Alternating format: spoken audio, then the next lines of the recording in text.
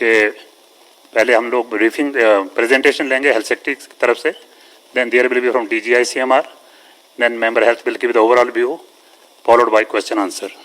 So we are about to start with the health secretary, just for a minute.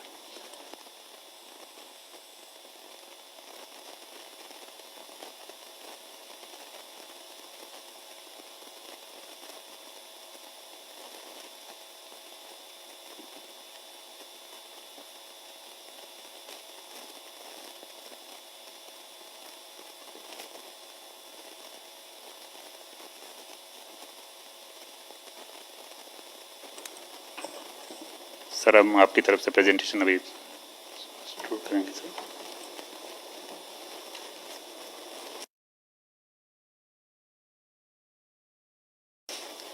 इस सप्ताह की जो मुख्य बातें हैं वो ये हैं, देश में रिकवर्ड केसेस की संख्या अभी 51 लाख है, जो कि विश्व में सबसे बड़ी संख्या है। अब तक देश में 7 करोड़ 30 लाख से ज़्यादा टेस्ट हो चुके हैं और केवल पिछले सप्ताह में 7 दिनों में 77 लाख 80 हज़ार के लगभग टेस्ट देश में हुए। ICMR की जो दूसरी सीरो सर्वेलेंस की रिपोर्ट है जो पूरे देश में की गई वो उपलब्ध हो गई है, उसके बारे में भी आज हम आपको बताएंगे। लेकिन उससे जो मुख्य संदेश निकलता है वो ये कि देश की बहुत बड़ी जनसंख्या अभी भी ससेप्टेबल है, वल्नरेबल है। इसलिए आवश्यकता है कि हमें पूरी सावधानी बरतनी चाहिए, मास्क पहनने चाहिए, सामाजिक दूरी का पालन करना चाहिए, हाथ हाइजीन का उपयोग करना चाहिए। तो ये महत्वपूर्ण थीम्स हैं इस सप्ताह की। यदि केसेस पर मिलियन पॉपुलेशन के दृष्टिकोण से देखें तो भारत अभी भी विश्व के सबसे कम संख्या वाले देशों में है। आज भी अनेक देश ऐसे हैं जहां 20,000 से अधिक केसेस प्रति मिलियन जनसंख्या के हैं। उनकी तुलना में भारत में ये केवल 4,400 हैं।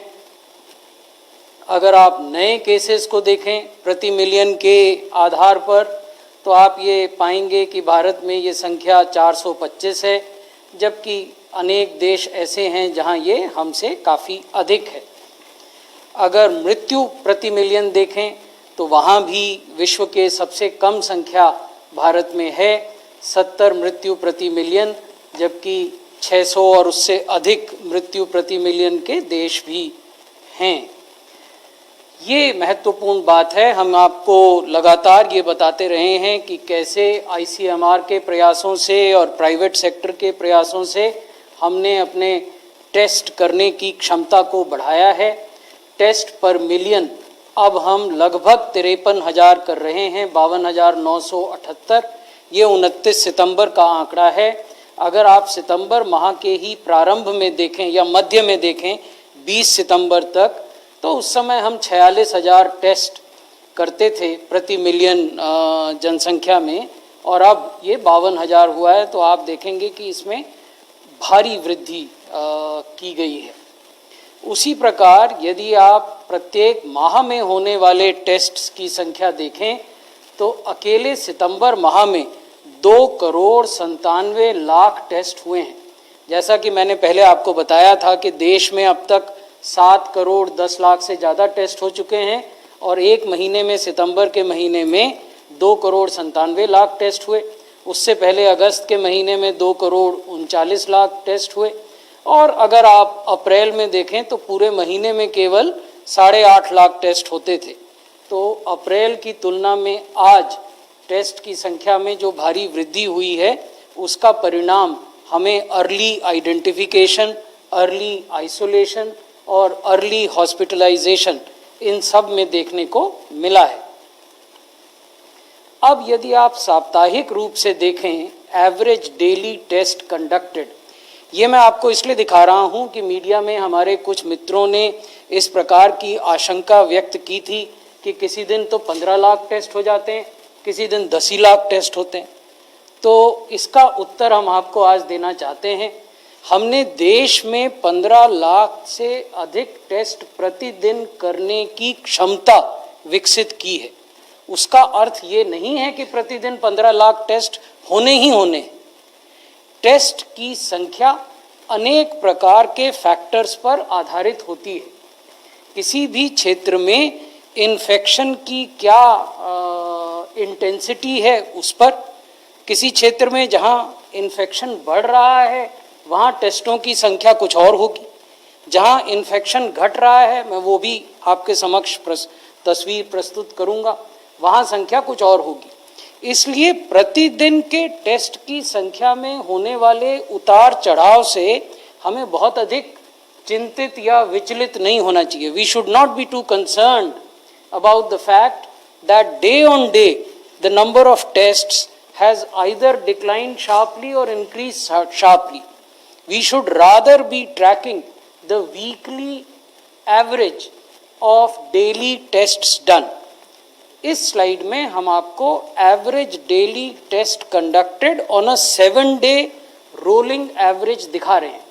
तो यहाँ आप देखेंगे कि 2 सितंबर से लेकर आज तक प्रत्येक सप्ताह हमने औसतन प्रतिदिन 10 लाख से अधिक टेस्ट किए। अंतिम आकलन में इन द फाइनल एनालिसिस यही वो तथ्य है जो मायने रखता है कि आपने औसतन प्रतिदिन कितने टेस्ट किए। तो हम आपको ये निवेदन कर रहे हैं कि इस पूरे माह में, सितंबर के माह में औसतन प्रतिदिन हमने 10 लाख से अधिक टेस्ट किए। ये हमारी आंकड़ों के प्रति ट्रांसपेरेंसी को भी दिखाता है। हम सारे तथ्य आपके सामने रखते हैं और उनको एक्सप्लेन करते हैं। यही अप्रोच मंत्रालय राज्यों के साथ और संघ शासित क्षेत्रों के साथ भी अपनाता है जब हम उनके आंकड़ों का विश्लेषण करते हैं। ये राष्ट्रीय स्तर के आंकड़े हैं, हम वैसे ही राज्यों के और यूटीज के आंकड़े उनके साथ साझा करते हैं और उनको बताते हैं कि week on week, day on day, month on month, what is the trend of testing that a particular state is exhibiting. ये भी एक बहुत महत्वपूर्ण तस्वीर मैं आपके समक्ष प्रस्तुत कर रहा हूँ। ये हम पिछले लगभग 11 दिन के आंकड़े आपको दिखा रहे हैं। इसमें अगर 2 दिन छोड़ दें तो प्रत्येक दिन जो नए रिकवरीज हुई, यानी वो लोग जो स्वस्थ हो गए और घरों को चले गए, और जो नए केस उस दिन आए, अगर दोनों की तुलना करें तो जो लोग रिकवर हुए उनकी संख्या नए संक्रमित लोगों की संख्या से ज़्यादा है। तो ये भी एक ट्रेंड है जो हम आशा करते हैं कि लंबे समय तक बरकरार रहेगा। इस पर हमारी अभी निगरानी है।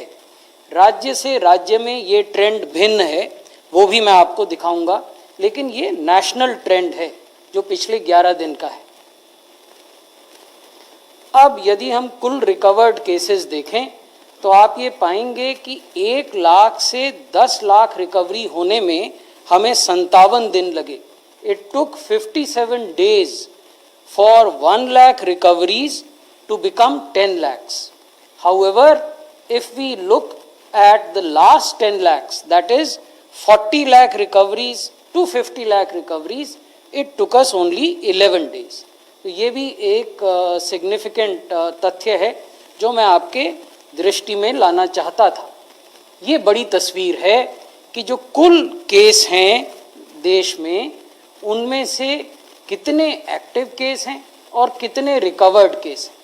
हम आपको ये बता रहे हैं कि आज की तिथि में देश में जो एक्टिव केस हैं वो केवल 15% हैं कुल केसेस के, और जो रिकवर्ड केस हैं वो 83% है। तो 83% are the recovered cases and 15.4% are the active cases. So the percentage of active cases, as you would see, has shown a continuous and sustained decline from 15 September till date. 15 सितंबर को active cases का प्रतिशत 20% था और आज वो 15.4% है। अब राज्यों की बात करते हैं। राज्यों में क्या स्थिति है? ये महाराष्ट्र की स्थिति है पिछले 5 सप्ताहों की।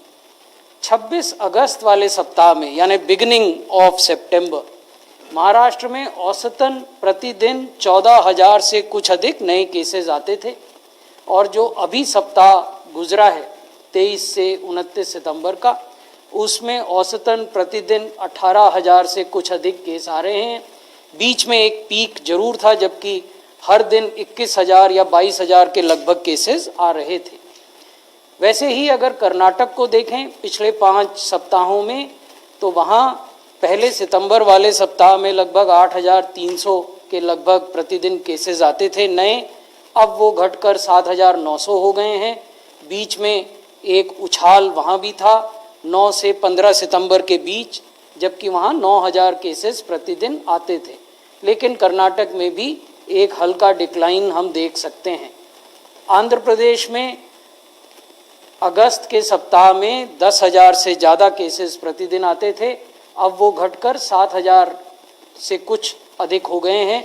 और यहाँ ये निरंतर डिक्लाइन आप देख सकते हैं, सप्ताह दर सप्ताह संख्या प्रतिदिन आने वाले केसेस की कम हुई है। लेकिन केरल में कुछ भिन्न चीज़ हो रही है। केरल में 26 अगस्त से 1 सितंबर तक प्रतिदिन 2200 से कुछ अधिक केसेस नए आते थे औसतन, और 23 से 29 सितंबर के सप्ताह में ये संख्या बढ़ के 5,800 से भी अधिक हो गई है प्रतिदिन। और सितंबर में भी ये बढ़ी थी, 3,900 थी। और आप देखेंगे कि इसमें बढ़ोतरी हो रही है। उसके भी कुछ कारण हैं जो हमने राज्य सरकार को इंगेज किया है, उनसे बातें की हैं, कैसे निपटा जा सकता है उस पर भी रणनीति बनाने की चर्चा की है।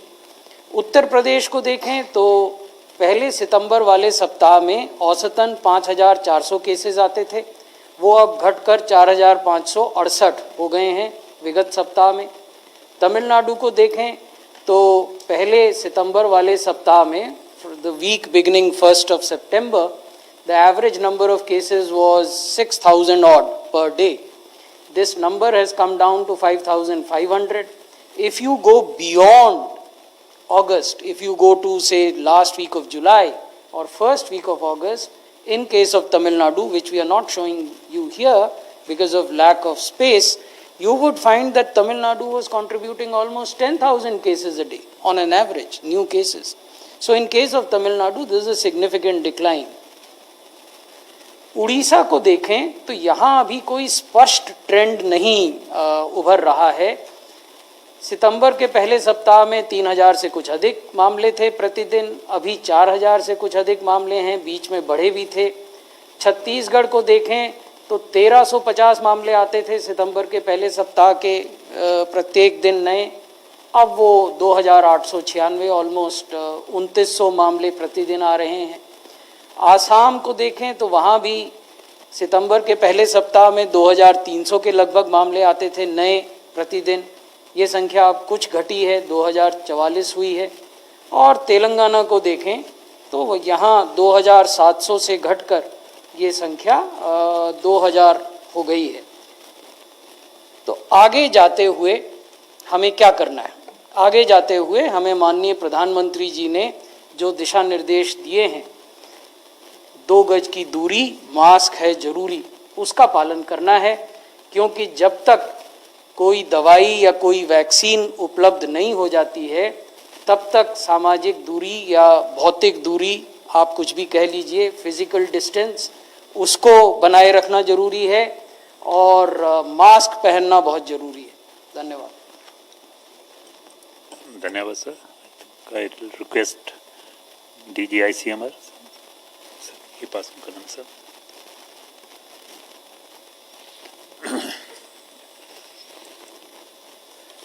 So, good evening to everyone. So, we have now got the results of the second sero survey for SARS-CoV-2 infection. So, now what is a sero survey? Blood samples collected from general population are tested for IgG antibodies.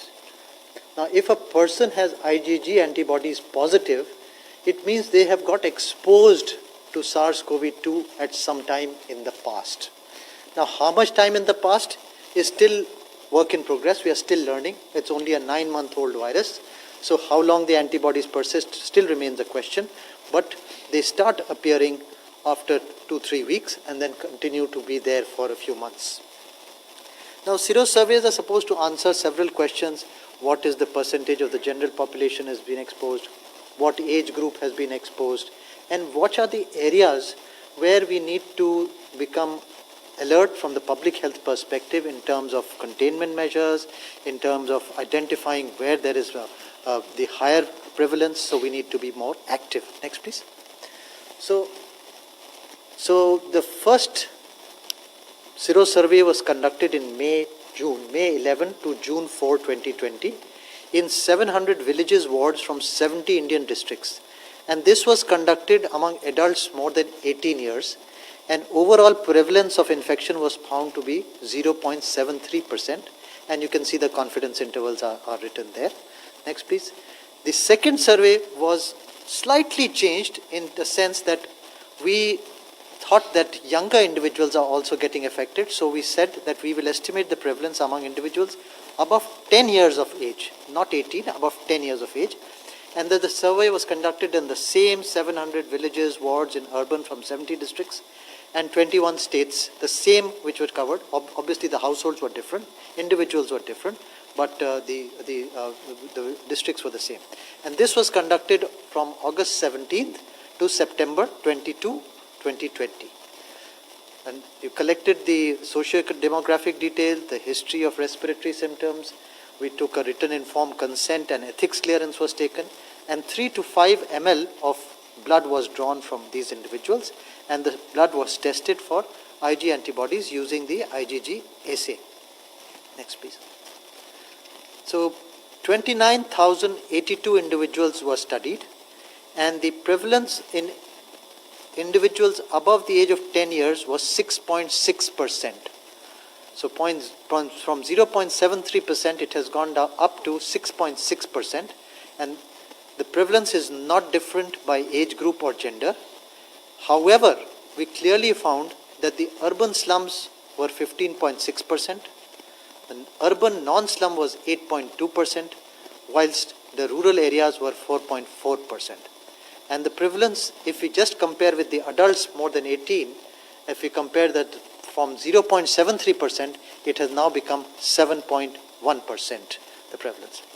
So what is very clear from this second Sero survey is typically one Sero survey is not good to answer any question. You have to do serial Sero surveys in the similar districts to find out what is happening.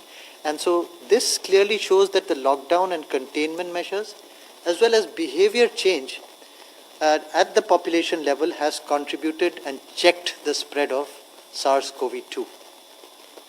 However, a large percentage of the population is still unexposed, and susceptibility to getting SARS-CoV-2 is real, and therefore we have to continue with our measures which were the Health Secretary has pointed out. Risk in urban slums is twice that of non-slum areas and 4 times that of rural setting. And 26 to 32 infections were reported per case diagnosed in August, as against 81 to 130 in May, which underlines that the tracking and treating strategy has been implemented tremendously. Thank you. Now, this is a comparison of what some Sero surveys are available in the country from Delhi, Bombay, Ahmedabad, Chennai, Puducherry, Indore, and we can see the Delhi within the last 3 months. Sero survey has been done in July, August, also in September, and it is not increasing much. It is 23.5 or 24% to 29%, and the last one is saying that it was about 32 to 33%. Ahmedabad is 17%, Puducherry is 4.9, gone up to 22, Indore is 7.8%. Next, please. And if you look at the international figures also, the latest one has come out from the US, which is still under 10%. It remains at 9.3%. Spain is 4.6%. United Kingdom is about 6.9%.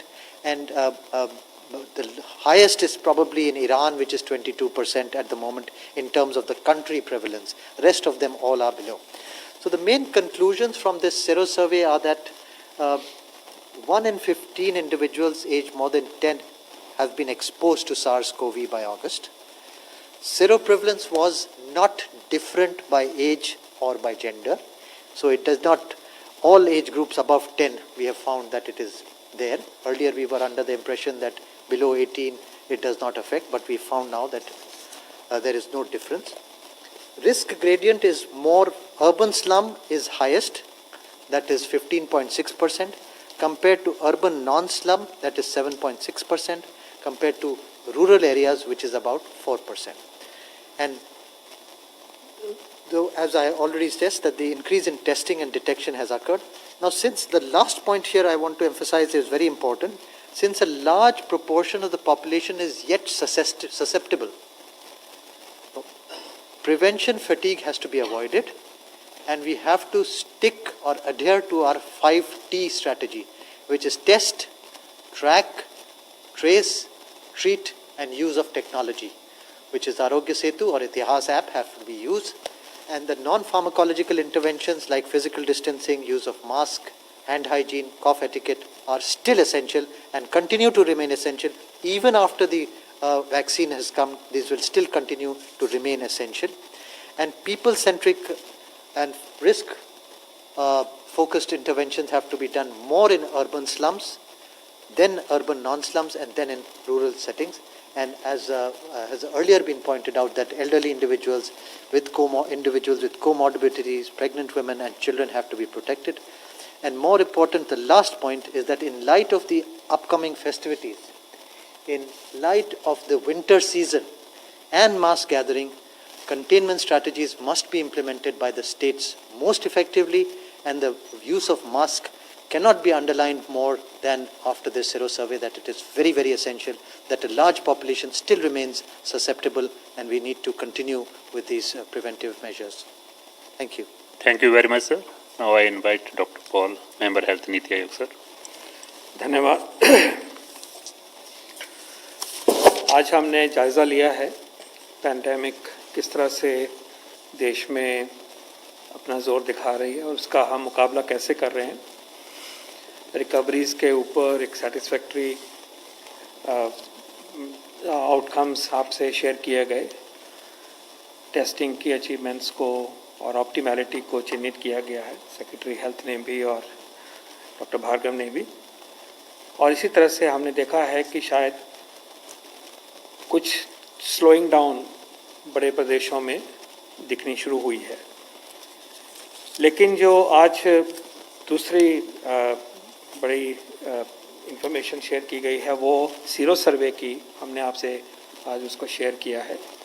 सबसे पहले तो मैं Indian council of medical research की entire team को बधाई देना चाहूँगा कि इतना एक्सटेंसिव और शायद दुनिया का सबसे बड़ा सीरो सर्वे कोविड-19 के कॉन्टेक्स्ट में किया गया हमारे देश में, और पहली बारी नहीं, दूसरी बारी, दूसरा राउंड है, ये राउंड नंबर 2 है। 29,000 व्यक्तियों तक पहुँचे और सारे देश को कवर किया गया है इन सिस्टमैटिक वे, जैसे करना चाहिए साइंटिफिक स्टडी में। तो my congratulations to you sir, to your team, state governments and everybody who helped in this regard, all our laboratories and field workers. शुरू से ही भारत ने कोविड-19 के अगेंस्ट, SARS-CoV-2 इन्फेक्शन के अगेंस्ट जो लड़ाई शुरू की, लड़ाई को इंटेंसिफाई किया, उसके पीछे एक साइंटिफिक सोच हमेशा से रही है। We have been driven by science, we have been driven by evidence, we have been driven by experience. Science, evidence, experience, expert views, expert thinking, scientific approach, scientific SOPs को बिल्कुल सेंटर में रखते हुए फैसले किए गए और स्ट्रैटेजी को आगे बढ़ाया गया है। उसी उपलक्ष्य में आज एक जो बहुत महत्वपूर्ण रिजल्ट्स आपके साथ शेयर किए गए हैं वो उसी श्रृंखला का एक इम्पॉर्टेंट हिस्सा है, और आज हमें दर्शाता है कि हमारी पैंडेमिक की ओवरऑल सूरत कैसी है, कितने जन इन्वॉल्व हो गए हैं।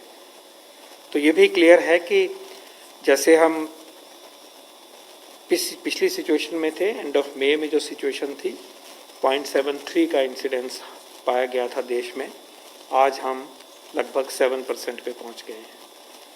तो दोनों तरफ से इसको हमें देखना है। पहला तो ये देखना है कि जो मेजर्स लिए गए उन मेजर्स को अपनाते हुए देश ने इस पेंडेमिक को बहुत बहुत बहुत हद तक कंट्रोल में रखा है, मॉर्टेलिटी को कंट्रोल में रखा है, लाइफ चल रही है, अनलॉक हुए हैं सक्सेसफुल, इकोनॉमिक एक्टिविटीज चल पड़ी हैं बहुत बहुत हद तक, और उसके बावजूद भी इस पेंडेमिक को इस लेवल पे रखा है कि जो कि संभली हुई है। तो एक हिस्सा ये है जिसके लिए कि हम सब अपने आप को भाग्यशाली भी मान सकते हैं और हमारी लीडरशिप और पीपल ऑफ इंडिया को इसका क्रेडिट देते हैं। दूसरी साइड से ये भी दिखाई देता है कि अभी भी 90% के लगभग या उससे भी ज़्यादा हम सब जो हैं इस वायरस की चपेट में आ सकते हैं। हम ससेप्टेबल हैं। हमारे वास्ट पॉपुलेशन जो है वो अभी ससेप्टेबल टू दिस वायरस है। ये रिस्क हम पर बना हुआ है। इस रिस्क को हमने समझने का और फेस करने का भी एक्सपीरियंस खूब गेन कर लिया है और हम जानते हैं कि इसकी जो साइंटिफिक अप्रोच है, अपने आप को बचाने की अप्रोच है, सर्वेलेंस और कंटेनमेंट की अप्रोच है, उसके बाद में जो टेस्टिंग से हम आगे बढ़ते हैं, ट्रैक करते हैं, आइडेंटिफाई करते हैं, कॉन्टैक्ट्स को ढूंढते हैं, जो बीमार होता है उसको पकड़ते हैं। तो ये जब सारी व्यवस्था को, सारे सिस्टम को हम आके लेके चलते हैं तो हमें ये भी लगता है कि आगे हम ससेप्टेबल हैं, लेकिन हम इसको संभल सकते हैं, बचा सकते हैं। ये भी हमारे सामने आता है। इसमें कोई डाउट नहीं है कि जो स्ट्रैटेजी वायरस को कंटेन करने की, सप्रेस करने की सिस्टमैटिकली ली गई, जिसमें कि लॉकडाउन एक महत्वपूर्ण हिस्सा था, इसे वक्त पे किया गया है जबकि बिल्कुल एक्सपोनेंशियल राइज हो रही थी और भविष्यवाणियाँ की जा रही थी कि इसका पीक जो है जून तक आ जाएगा और करोड़ों लोग अफेक्ट हो जाएंगे। उस स्टेट में कि जब हमारी प्रिपरेशन एक और तरह की थी, हमारी तैयारी एक और तरह की थी और उससे बचते बचते, कंट्रोल में रखते रखते आज हम 9 महीने इस पेंडेमिक में पहुंचे हैं। और जैसा कि दर्शाया गया है उसका बिल्कुल एक ऑब्जेक्टिव एस्टिमेट आपके सामने है कि हम 7% के करीब एडल्ट्स में अभी तक आई है ये पेंडेमिक। 90% से ज़्यादा अभी भी ससेप्टेबल है। सिचुएशन अंडर कंट्रोल है। लेकिन ये याद रहना चाहिए, जैसे डॉक्टर भार्गव ने कहा, कि आगे जो विंटर का महीना आएगा, ये लगता है कि रेस्पिरेटरी वायरसेस इसमें खुश रहते हैं और अपना प्रकोप ज़्यादा बढ़ाते हैं। ये एक मानी हुई चीज़ है। इन्फ्लुएंजा, निमोनिया, ये बीमारियां सर्दी की बीमारियां हैं। हम बचपन से जानते हैं, ये सब जानते हैं। इसलिए जो अगले 3, 4, 5 महीने आ रहे हैं, इसमें हमें अपनी ताकत पूरी लगानी है कि ये पेंडेमिक जैसे थोड़ा सा स्टेबलाइज होना दिखना शुरू हुआ है, उसको रुके और नीचे की तरफ आए। डिक्लाइन इसमें आना चाहिए और बहुत ज़रूरी है। और इसमें जो भागीदारी है हम सबकी बहुत इम्पोर्टेंट है। सरकार ने कंटेनमेंट करना, सर्वेलेंस करना, टेस्टिंग की व्यवस्था बनाना, हॉस्पिटल्स की व्यवस्था बनाना, अपने आप को कॉर्डन ऑफ करना, एजुकेट करना, वो सब हो रहा है। लेकिन उसके साथ साथ हम सब की जो अल्टीमेट जिम्मेवारी आती है, इन्फेक्शन ने तो मुझे ही एज एन इंडिविजुअल पकड़ना है, तो उसमें मेरा क्या रोल है। बात फिर वहीं पे आ जाती है कि उसको क्या हम सारे अपना सकते हैं। 2 गज की दूरी की बात हो, 100% मास्क की बात हो, ये और भी इम्पॉर्टेंट हो गया है इस माहौल की वजह से, विंटर के महीने की वजह से, आने वाले त्योहारों की वजह से, और उसके साथ जो डेटा आपके सामने प्रस्तुत किया जा रहा है उससे हमें जो पूरी तरह से सजग रहने की शिक्षा मिलती है। तो उसको लेके हमें ये पॉजिटिव जो हमारे सोशल वैक्सीन को अपनाना है, जैसे राजेश भूषण जी हमेशा कहते हैं, अपने आप को बचाना है, कोविड से बिहेवियर लाना है, उसकी जिम्मेवारी हमारी बढ़ जाती है। पिछले हफ्ते बहुत ज़ोरों से हमने एम्फेसाइज किया था कि हम सब मास्क अपनाएंगे, 100% मास्क अपनाएंगे, बिकॉज अल्टीमेटली दूरी भी दूसरों के ऊपर भी निर्भर करती है। लेकिन मास्क तो मेरे अपने हाथ में है। अल्टीमेटली तो वायरस ने इसी रास्ते से जाना है। इसलिए हम फिर आज दोबारा अपील करेंगे हाथ जोड़ के कि हम 100% मास्क अपनाएंगे, 2 गज की दूरी को अपनाएंगे, हम हाथ की सफाई, हाथ को साफ रखना, थूकना नहीं है, इन चीज़ों को अपने से दूर रखेंगे। और जो आने वाला वक्त आ रहा है उसमें मास्क वाली पूजा इस बारी होगी, मास्क वाली छठ का फेस्टिवल होगा, मास्क वाली ईद होगी, मास्क वाला दशहरा होगा, मास्क वाली दिवाली होगी। ये हम सबके हित में है। इस बात को प्लीज़ आगे बढ़ाइए। और जो आज साइंटिफिक बेसिस हमने दिया है ये क्लियर कर देता है कि हमारी ससेप्टेबल पॉपुलेशन है 90%, 1 आउट ऑफ 9 अभी भी हम ससेप्टेबल है। और अगर हम ये नहीं करेंगे तो खतरा है, और भयानक खतरा भी। ये भी याद रहे कि वही निमोनिया गर्मी के मौसम में कम सीवियर होता है, सर्दी के मौसम में ज़्यादा सीवियर होता है। जो कॉम्प्रोमाइज़ होता है, चाहे ओल्ड एज वाले हों या बच्चा हो या और हो, जब विंटर में ये बीमारियां होती हैं तो उसका प्रकोप ज़्यादा होता है। और हमें ये भी कुछ अर्ली साइंस मिल रहे हैं कि अब हम सीवियर बीमारी भी डिटेक्ट कर रहे हैं जो अस्पतालों में आ रही हैं। ऐसा भी हमारे क्लिनिशियन कलीग्स हमें बताए जाते हैं। बड़े ग्रुप में नहीं इकट्ठे होना है, लार्ज गैदरिंग्स नहीं होने देनी है, बड़ी कॉन्ग्रीगेशंस नहीं होनी देनी है। और मैं चाहूँगा कि जो समाज के बड़े लोग हैं वो भी इसके बारे में अपील करें कि जो हम त्यौहार मनाएं वो सजग होकर मनाएं, थोड़ा रश करके मनाएं, छोटे ग्रुप में मनाएं, ये हमारे हित में है। बाज़ारों की भीड़ और सेलिब्रेशन की भीड़ से हमें नुकसान पहुंच सकता है, ये हमें याद रहना चाहिए। एक बात और मैं कहना चाहूँगा कि आज एक महत्वपूर्ण गाइडलाइन रिलीज़ हुई हैं जो ministry of labour and employment ने स्वास्थ्य मंत्रालय के साथ मिलकर बनाई गई हैं। इन गाइडलाइन को हम safe work place guidelines for industry and establishment कह रहे हैं। ये सुबह दो माननीय मंत्री जी ने, minister for labour and employment and honourable minister for health and family welfare, दोनों ने रिलीज़ करी हैं। इसका मकसद भी वही है जिस बात की चर्चा अब अभी हम कर रहे हैं। हमारे देश के मजदूर 50 करोड़ शायद इससे भी ज़्यादा इस देश के इकोनॉमी को चला रहे हैं, इस देश का प्रोडक्शन लाइन को चला रहे हैं, इस देश की जीडीपी में कंट्रीब्यूशन कर रहे हैं। लेकिन जब हम कारखाने में काम करते हैं या वर्कशॉप में काम करते हैं या बड़े कारखाने में काम करते हैं तो लोगों से कांटेक्ट होता है, इन्फेक्शन एक से दूसरे को लगने का चांस हो जाता है। वर्क प्लेस है, हर एक वर्क प्लेस जो ऑफिस नहीं होता या स्कूल नहीं होता, ये एक यूनिक वर्क प्लेस है। हमारी फैक्ट्रीज हैं जहाँ पे इंडस्ट्री है। तो ये गाइडलाइन हमें बताती हैं कि मेरी जिम्मेवारी एज अ वर्कर क्या है, मुझे अपने आप को कैसे बचाना है, और मेरी जिम्मेवारी एज एम्प्लॉयर क्या है कि मैं कैसा माहौल क्रिएट करूं। तो मैं चाहूँगा कि आप इसका भी संज्ञान लीजिए।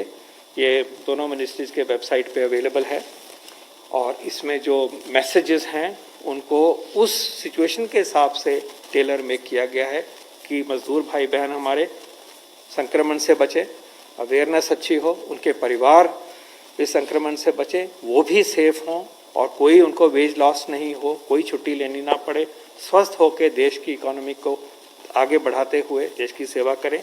तो उसमें ये गाइडलाइन अच्छी साबित होंगी। और ये सोचिए कि बहुत बड़ा जनसमूह है ये, हमारी वर्कफोर्स जो है, लेबर वर्कफोर्स करोड़ों की है। तो इसको मैं एक बहुत महत्वपूर्ण डेवलपमेंट मानता हूँ। और उसी श्रृंखला में एक बड़ा कदम है कि हमारे बिहेवियर जो हैं वो कोविड सेफ हों, कोविड से हम बचें। और यही ये वक्त जितना भी निकल जाए अपने आप को बचा के, और ख़ासकर जो आने वाले महीने हैं इनमें से हम अगर बच सकें तो ये जो ट्रेंड सेक्रेटरी साहब ने दिखाया है कि थोड़ा सा ट्रेंड दिखना शुरू हुआ कि स्टेबलाइजेशन हो रही है, ऐसा ना हो कि हम ये गेन लूज़ कर जाए। हमें याद रहना चाहिए कि दुनिया में भी सेकंड पीक आ रही है।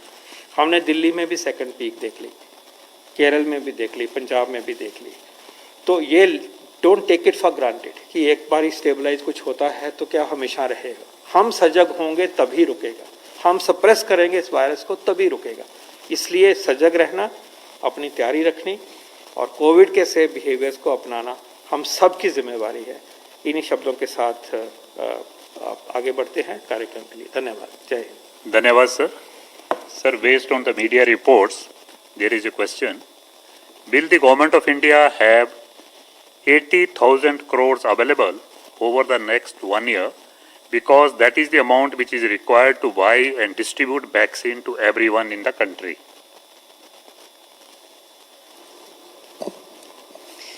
स्वास्थ्य मंत्रालय का ध्यान एक ट्वीट की ओर आकर्षित किया गया था जिसमें इस राशि का उल्लेख है।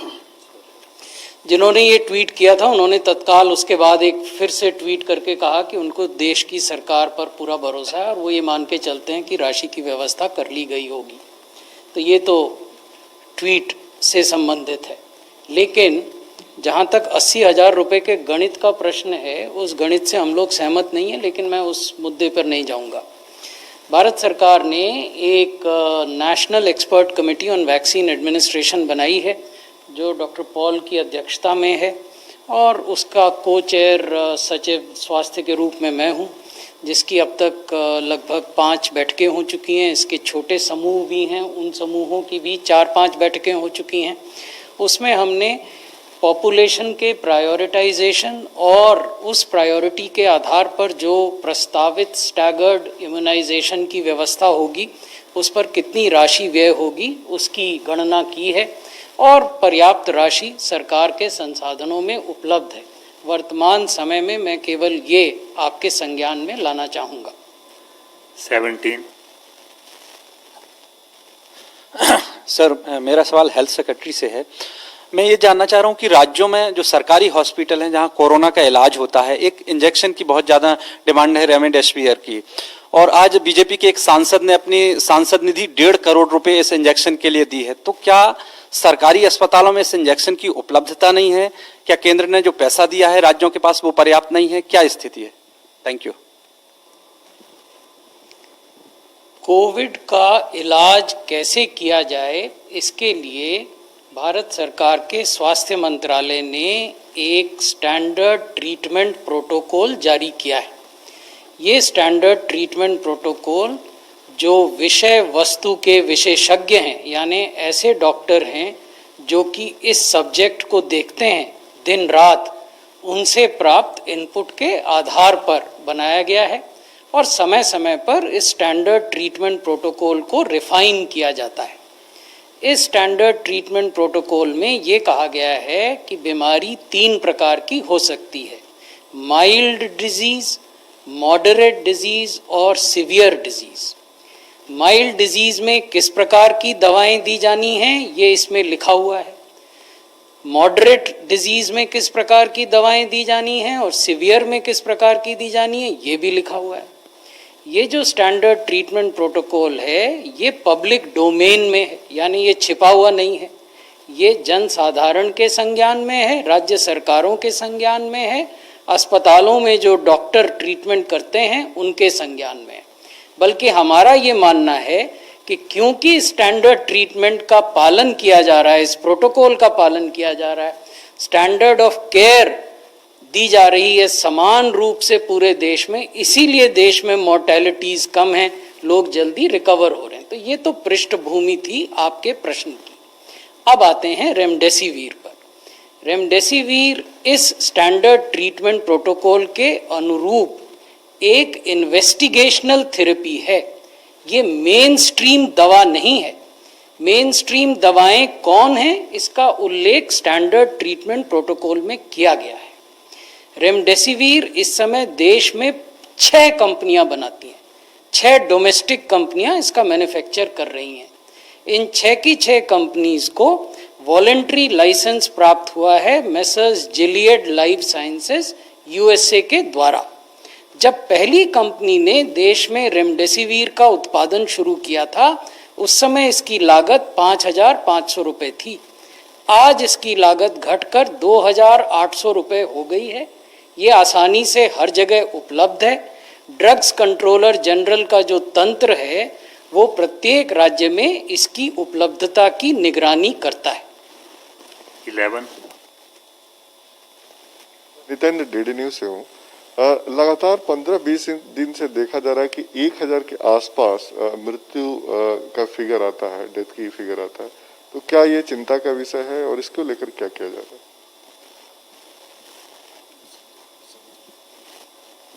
Please repeat your question. आज नहीं, मैंने सवाल सुन लिया, मैं केवल ये जानना चाह रहा था कि किससे पूछा है। अगर हम इसको हम ट्रैक करते हैं प्रतिदिन, न केवल भारत सरकार का स्वास्थ्य मंत्रालय बल्कि राज्य सरकारें और संघ शासित क्षेत्र सभी इसको ट्रैक करते हैं। न केवल संख्या को ट्रैक करते हैं बल्कि फैसिलिटी वार जो मृत्यु हो रही है, यानी किस अस्पताल में कितनी मृत्यु हुई, उसको भी ट्रैक किया जाता है ताकि ये देखा जा सके कि कौन से ऐसे अस्पताल हैं जहां ये संख्या ज़्यादा है और उन अस्पतालों में फिर क्या कारण है और उन कारणों को कैसे संबोधित किया जाए, एड्रेस किया जाए ताकि वो मृत्यु घट सके। इसके साथ साथ हम डेथ ऑडिट भी करने का परामर्श सभी राज्यों को देते हैं। इसके बारे में भी व्यापक दिशा निर्देश हैं, लिखित रूप से हमने राज्यों को बताया है कि डेथ ऑडिट कैसे करें जिससे कि उस मृत्यु के कारणों का पता चल सके। अब अगर संख्या पर आए तो मेरे पास जो आंकड़े इस समय हैं पिछले 5 दिनों के, उसमें एक दिन 1000 मृत्यु थी, एक दिन 1100 थी और फिर 2 दिन पुनः 1000 हुई और पिछले 24 घंटे में 776 हुई। ये जो घटी मृत्यु 776 हो गई 1000 से, वो इस वजह से हुई कि महाराष्ट्र में और आंध्र में जो मृत्यु सामान्यतः प्रतिदिन दर्ज की जाती थी उनकी संख्या में गिरावट हुई है। लेकिन ये देखा जाना है कि क्या लंबे समय तक ये ट्रेंड रहता है कि नहीं, तो हम इसकी निगरानी करते हैं, कारणों की भी और संख्या की भी।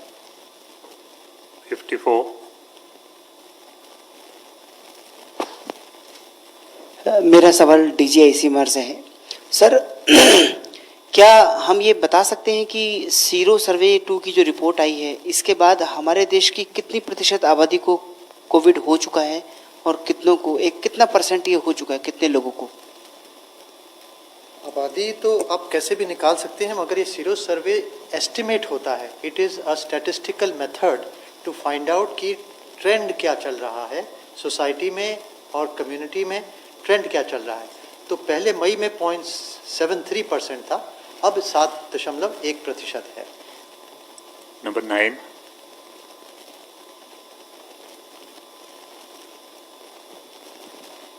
So last week the Prime Minister had said specifically about states like Maharashtra, Karnataka and Delhi that they need to increase the testing manifold by 3 times or at least 5 times.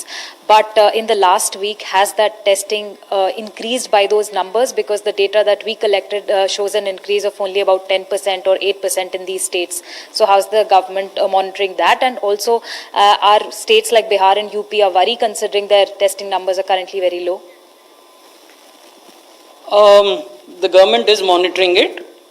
The Honorable Prime Minister, while reviewing this with the chief ministers of various states, had brought it to their notice that the number of daily tests needs to be ramped up and that increased testing has to be maintained over a period of time. So these numbers will go up not only in 24 hours or 48 hours, but over a period of time. So that we are monitoring. Coming to UP and Bihar, I would disagree with you. The absolute numbers of tests in UP and Bihar are substantially high. In fact, they are much higher than some of the states that are south of the Vindhyas in this country.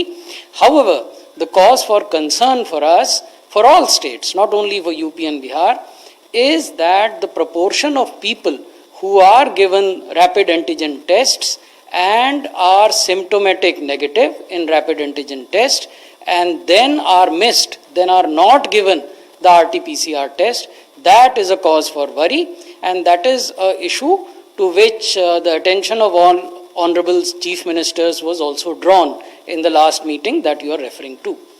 Second last question, 14.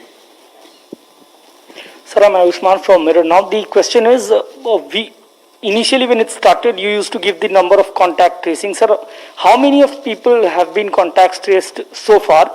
And what is the average number that goes behind one contact? And if the ministry can share the state-wise data. You see, I'm not sure whether you look at the state bulletins that each state releases on a daily basis. This figure of number of people who have been traced, tracked, quarantined is available in all state bulletins on a regular daily basis. Last question, number 6.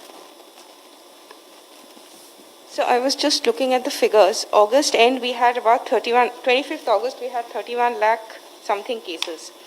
And going by the Sero survey figures then, we had at least 25 crore infections at that point of time in the country. How are we assimilating the findings of the Sero survey for our future pandemic control measures? If we had missed that many cases, I know you wouldn't like that word, but we had missed infections at least. See, Sero survey will give you an exposure to the antigen. Whether you have developed the disease or not developed the disease or have been infected, is not there. It gives you an exposure to the virus, number one. Number two, this is data collected statistically over different districts, and we extrapolate that data and try to get a percentage. So currently we can say, and this is comparable to the most of the sero surveys across the world, different countries, whether you look at Switzerland, whether you look at Iran, whether you look at United Kingdom. United Kingdom is 7%, Switzerland is again 8%, Belgium is 5%, United States is 9.3%. So that is what we can get an estimate of. We look at how the trend is. The first tool is to actually test. The second tool is to look at sero survey. And the third tool is to look at the sewage water and look at what is the prevalence there. So these are the tools, and these are epidemiological tools which help guide us.